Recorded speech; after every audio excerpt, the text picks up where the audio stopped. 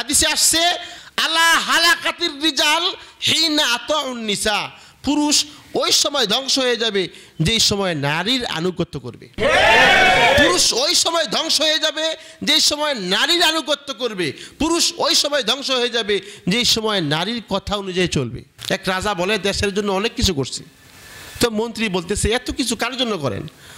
বলতেছে এই দেশের জনগণ আমার কথায় চলে, আমার কথায় উঠে, আমার কথায় বসে, তো জনগণদের জন্য করতেছি। মন্ত্রী বলে কচুটা চলে কচু, কারণ সবাই তার বউয়ের কথায় চলে। বিশ্বাস না হলে আপনি দেখতে পারেন। তো রাজা কি করছে, সবাই ডাকছে, বিশাল মাঠ। রাজাই বলতেছে এত কিছু তোমাদের জন্য করি, তোমরা বলে আমার কথায় চলো না, সবাই বলে সবার বউয়ের কথায় চলো।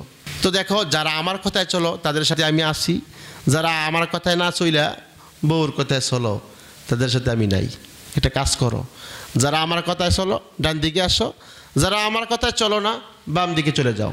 এটা বলতে দেরি হয়েছে, যত মানুষ আছে সবাই বাম দিকে চলে গেছে, মানে সবাই যার যার বউর কথায় চলে। তো একটা লোক শুধু নাক বরাবর, বাদশার নাক বরাবর বসছে। বাদশা মনে মনে চিন্তা করে, যাক আলহামদুলিল্লাহ এত কিছু যাদের জন্য করলাম, অন্তত একজন আমার কথায় চলে, আমি সাকসেস, তারপরেও আমি সাকসেস। এরপরে আরে বাদশা বলতেছে কিরে বেটা, আমি তো বলছি আমার কথায় চললে ডান দিকে আসতি, তো তুই তো নাক বরাবর বসে রইলি, ডান দিকেও গেলি না বাম দিকেও গেলি না। হ্যাঁ বাদশাকে বলতেছে, বাদশা বাড়ি থেকে আসার সময় আমার বউ আমারে বলছে বাদশার কথায় যদি ডান দিকে বা বাম দিকে যাও তোমার ঠ্যাং ভেঙে ফেলুম একবারে।